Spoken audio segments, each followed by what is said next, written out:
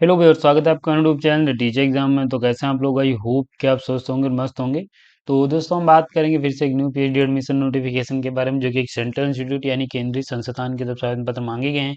ये आपकी एक आईआईटी है जो कि आपको उत्तर प्रदेश में देखने को मिलेगी, जिसकी तरफ से सेशन 26-27 के लिए फॉर्म मांगे गए हैं। सब्जेक्ट्स आपको 33 देखने को मिलेंगी, जिनमें आप पीएचडी के लिए फॉर्म भर सकते हैं।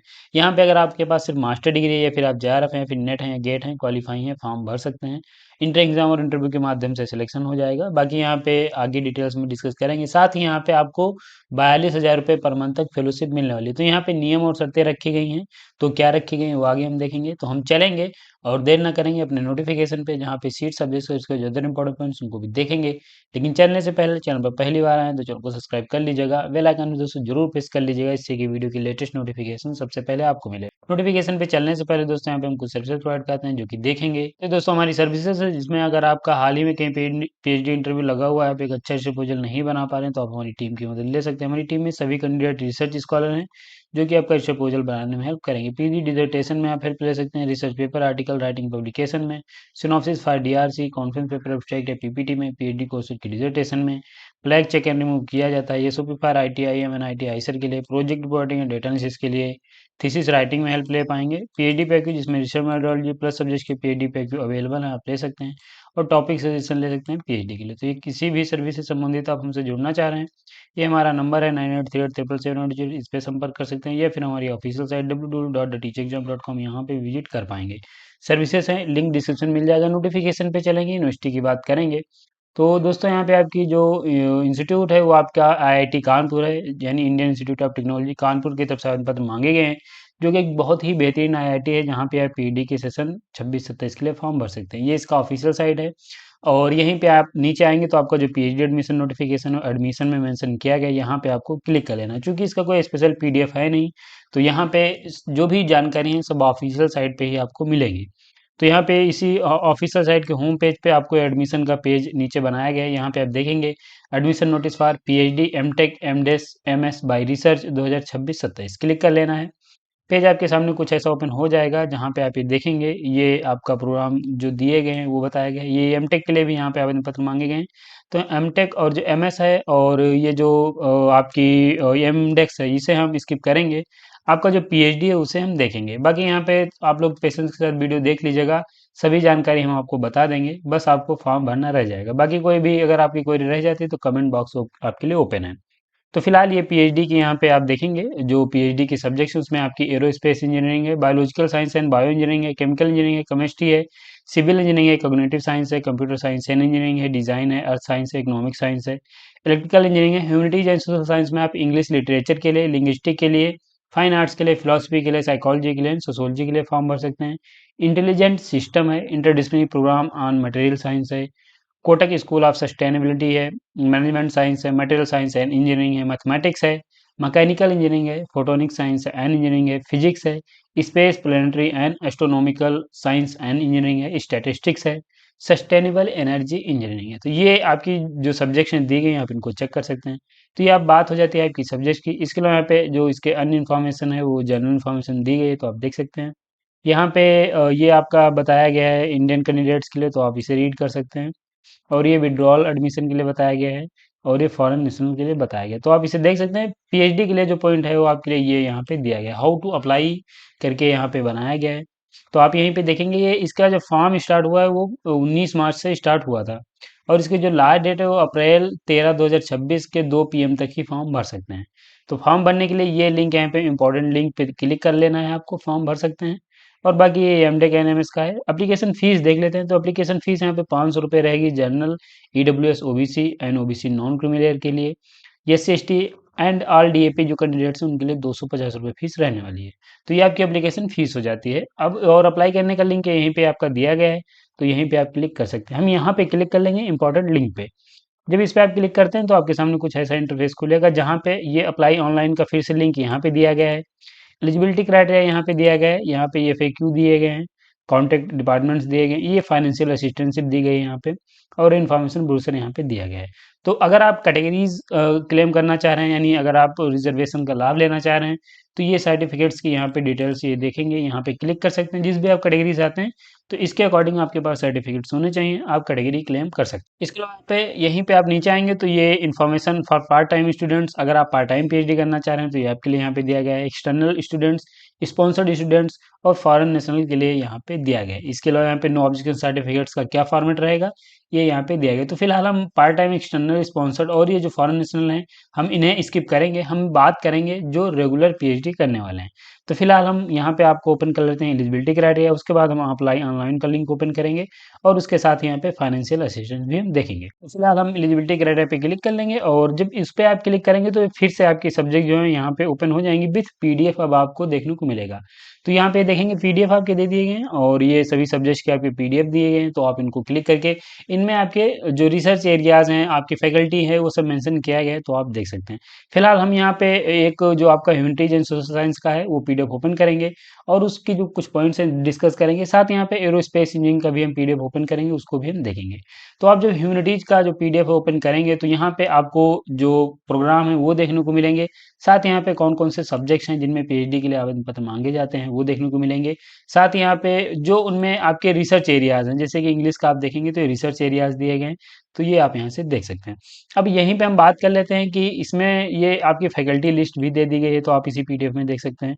तो फिलहाल जिस भी सब्जेक्ट के लिए आप फॉर्म भर रहे हैं, या फिर जिस भी फैकल्टी के लिए फॉर्म भर रहे हैं, आप उसका पीडीएफ एक बार जरूर डाउनलोड कर लीजिएगा। उसके बाद अन्य चीजें चेक करने के बाद फॉर्म भरिएगा। अब बात कर लेते हैं कि अगर आप ह्यूमैनिटीज में फॉर्म भरना चाह रहे हैं तो आपके पास क्या एलिजिबिलिटी होनी चाहिए। तो देखिए, आपके पास मास्टर डिग्री में 55% मार्क्स होने चाहिए।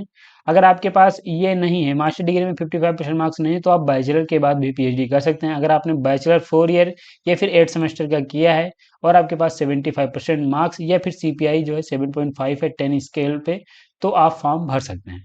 इसके नाम पे ये एलिजिबिलिटी होने के साथ साथ फॉर्म तो आप भर पाएंगे, लेकिन आपको सिलेक्शन प्रोसीजर में अपेयर होने के लिए आपके पास अन्य मैंडेटरी क्वालिफिकेशंस भी होनी चाहिए, जिनमें आपके पास इनमें से कोई, जैसे कि one of the following, unless an applicant's master degree is from the IIT with the CPI of at least 8। तो ये देख लीजिए, यहाँ पे साथ में आपके पास जेआरएफ या फिर नेट भी होना मैंडेटरी है।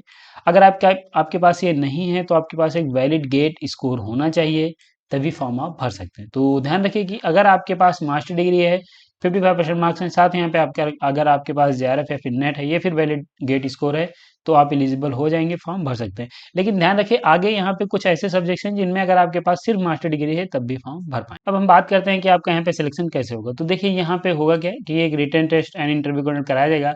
रिटन टेस्ट में कौन से कैंडिडेट अपेयर होंगे, इस बात का भी आप खास ख्याल रखिए। तो रिटन टेस्ट में वही कैंडिडेट अपेयर होंगे। पहले यहाँ पे यूनिवर्सिटी क्या करेगी कि आपके मार्क्स के आधार पे आपको शॉर्ट लिस्ट करेगी, और उसके बाद आपको रिटन टेस्ट में और इंटरव्यू में अपेयर होना है। और यहाँ पे जो इसका वेटेज मिलेगा वो आपको मिलेगा 60% वेटेज आपके मिलेगा एग्जाम का, और 40% वेटेज आपके इंटरव्यू का मिलने वाला है। ये यहाँ पे उसके बाद आपकी कट ऑफ तैयार की जाएगी, देन आप सिलेक्शन ले सकते हैं। यहाँ पे एक नंबर भी आपके बता दिए गए हैं कि इतने फाइनल सेक्शन में आपके पास मार्क्स होने चाहिए, या फिर इससे अबव हो, तभी आप जो लिस्ट में उसमें आएंगे। जैसे कि जनरल ओबीसी के लिए 60 हैं, ईडब्ल्यूएस ओबीसी नॉन क्रिमिनल के 50% हैं, एससी एसटी पीडब्ल्यू को 40% मार्क्स लाने हैं। मिनिमम इतने मार्क्स आपको लाने ही पड़ेंगे। इसके अलावा अगर हम बात करते हैं, अगर आपके पास नेट या गेट नहीं है, तब भी यहाँ पे आप फॉर्म भर सकते हैं, जो कि मैंने थंबनेल में मेंशन किया, मैं आपको बता दे रहा हूँ। देखिए, यहाँ पे अगर आपके पास नेट या गेट नहीं है, तब भी आप फॉर्म भर पाएंगे। लेकिन जो आपने अपना मास्टर किया हो, वो किसी आईआईटी से अगर आपने किया है, और आपका जो सीपीआई है वो 8 या फिर इससे अबव है 10 पॉइंट स्केल पे, तो अगर आपके पास नेट या गेट नहीं है, तब भी फॉर्म भर सकते हैं। तो ये ह्यूमैनिटीज का हो जाता है, और आप इसे चेक कर सकते हैं। एडमिशन सिलेक्शन प्रोसीजर में आपका इंटर एग्जाम और इंटरव्यू कंडक्ट कराया जा सकता है, और कहीं कहीं पे भी सिर्फ आपका इंटरव्यू होगा, जिसमें आप सिलेक्शन ले सकते हैं। फिलहाल ये आपका ह्यूमैनिटीज का हो जाता है। इसके अलावा यहाँ पे हम बात करें आपके अन्य सब्जेक्ट्स की, तो यहीं पे दोस्तों देखेंगे ये एरोस्पेस इंजीनियरिंग दी गई है, तो इस पे आप क्लिक कर लेंगे, तो आपका ये ओपन हो जाएगा, और यहाँ पे अन्य चीजें दी गई जिनको आप चेक कर सकते हैं। देखिए, यहाँ पे एक सिलेक्शन प्रोसीजर में एक बात ध्यान रखिए कि जो सभी सब्जेक्ट्स हैं उनमें जो सिलेक्शन प्रोसीजर है वो अलग अलग मेंशन किया गया है। तो जो भी फैकल्टी है वो आपका सिलेक्शन प्रोसीजर क्या वहाँ पे लागू करेगी, या फिर आप कहें कि वहाँ पे सिर्फ इंटरव्यू जो आपका शॉर्टलिस्ट किया जाएगा आपके मार्क्स के आधार पे, उसके बाद डायरेक्ट इंटरव्यू होगा, या फिर आपको शॉर्टलिस्ट करने के बाद आपका इंटर एग्जाम और इंटरव्यू होगा, उसके बाद सिलेक्शन होगा। ये जो फाइनल डिसीजन है वो आईआईटी का है, उसके बाद आप यहाँ पे एडमिशन ले पाएंगे। तो फिलहाल आप यहाँ पे अपनी सब्जेक्ट चेक कर लीजिए, जो प्रोसीजर दिया गया है एलिजिबिलिटी क्राइटेरिया भर रखते हैं तो आप फॉर्म भर दीजिए, बाकी जो भी यहाँ पे इन्फॉर्मेशन आपको दी जाएगी आप उसके अकॉर्डिंग अपेयर होते रहिएगा और एडमिशन आप ले सकते हैं। अब हम बात कर लेते हैं यहाँ पे, ये आपकी सब्जेक्ट्स हो जाती हैं। इसके अलावा यहाँ पे बात करेंगे अप्लाई ऑनलाइन के बारे में।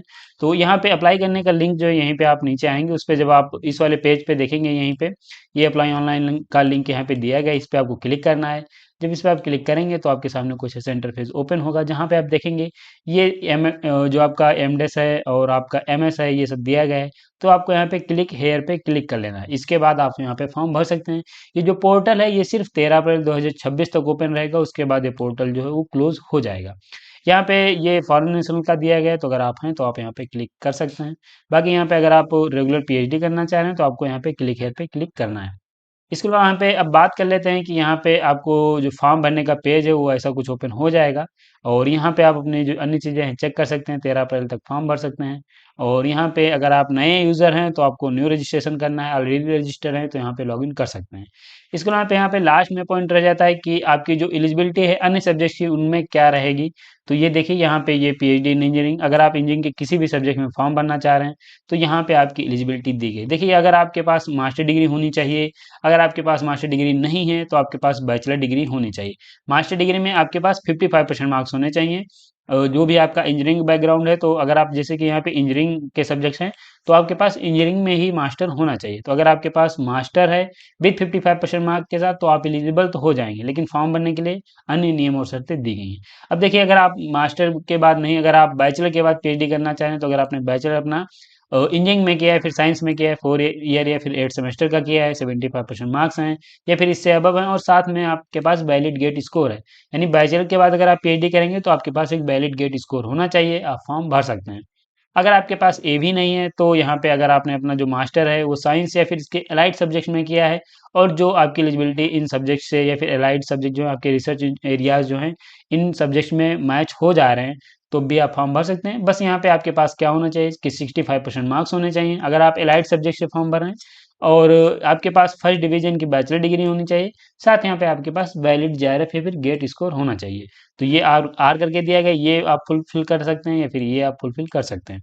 इसके अलावा यहाँ पे अगर आपके पास ये भी नहीं है, तो अगर आपके पास बायोलॉजिकल साइंस है फिर इनमें आपके पास मास्टर है, और आपने जो अपना मास्टर है वो 75% मार्क के साथ, या फिर आपके सीपीआई जो है 7.5 है, इससे अबव है, साथ में वैलिड गेट स्कोर है, तो भी आप फॉर्म यहाँ पे भर सकते हैं। देख लीजिए यहाँ पे। इसके अलावा अगर आपके पास वैलिड गेट स्कोर नहीं है तब भी फॉर्म आप भर पाएंगे, लेकिन आपने जो अपना मास्टर है या फिर जो अपना बैचलर है वो 4 ईयर या फिर 8 सेमेस्टर का जो है वो आपने CFTI यानी सेंट्रल फंडेड टेक्निकल इंस्टीट्यूट से आपने कंप्लीट किया हो, उसमें जो आपकी बैचलर डिग्री है उसमें आपके पास 75% मार्क्स से अबव हैं, और आपने अपना सेंट्रल फंडेड टेक्निकल इंस्टीट्यूट से अपना बैचलर किया है, तो आपके पास और वैलिड गेट स्कोर नहीं है तब भी फॉर्म आप भर सकते हैं। तो ये सब कुछ ऐसा दिया गया है जो कि आप देख सकते हैं, मैंने आपको समझाने का पूरा प्रयास किया है। फिर भी अगर आपको कुछ डाउट है तो यहाँ पे क्रिस्टल क्लियर जो आपकी एलिजिबिलिटी क्राइटेरिया दिया गया है, इजीली आप उसे समझ सकते हैं और फॉर्म भर सकते हैं। बाकी कोई क्वेरी रहेगी तो आप कमेंट में पूछ सकते हैं। तो फिलहाल ये आपकी एलिजिबिलिटी है। इसके साथ यहाँ पे नीचे आएंगे तो आपकी फाइनेंशियल असिस्टेंस की बात करते हैं। ये फाइनेंशियल असिस्टेंशिप आपको मिलने वाली है अगर आप यहाँ पे रेगुलर पीएचडी करेंगे, तो आपको यहाँ पे फॉर पीएचडी स्टूडेंट्स वो फाइनेंशियल सपोर्ट मिलेगा 37,000 रुपये पर मंथ फर्स्ट 2 ईयर तक, और उसके बाद आपका यहाँ पे जो राइज हो जाएगा वो 42,000 रुपये नेक्स्ट 3 ईयर तक मिलने वाला है। तो ये आपको फाइनेंशियल असिस्टेंट मिलेगा अगर आप यहाँ पे पीएचडी में एनरोल होते हैं। बाकी आपको भी पता है कि नियम और शर्तें यहाँ पे जो दी गई उनको आपको फुलफिल करना पड़ेगा, तभी आप यहाँ पे पीएचडी में एडमिशन ले सकते हैं। तो ये दोस्तों आपका एक नोटिफिकेशन है जो कि आईआईटी कानपुर की तरफ से आवेदन पत्र मांगे गए हैं। बेहतरीन इंस्टीट्यूट है, एलिजिबिलिटी रखते हैं, जरूर फॉर्म भरिएगा। मैंने यहाँ पे जो भी आपके पॉइंट्स है सभी बताने का प्रयास किया है, लेकिन फिर भी अगर कोई पॉइंट छूट गया है फॉर्म भरने से पहले उसे चेक कर लीजिएगा, देन फॉर्म भरिएगा। और इन सभी पॉइंट्स के बाद हम वीडियो को यहीं पे समाप्त भी करेंगे। तो अगर आपको वीडियो पसंद आया तो एक लाइक जरूर करिएगा, चैनल पहली बार आए तो चैनल को सब्सक्राइब कर लीजिएगा, बेल आइकन भी दोस्तों जरूर प्रेस कर लीजिएगा, इससे वीडियो की लेटेस्ट नोटिफिकेशन सबसे पहले आपको मिलेंगे ऐसे एक नोटिफिकेशन के साथ नेक्स्ट वीडियो में। तब तक के लिए जय हिंद, स्वस्थ रहें, मस्त रहें।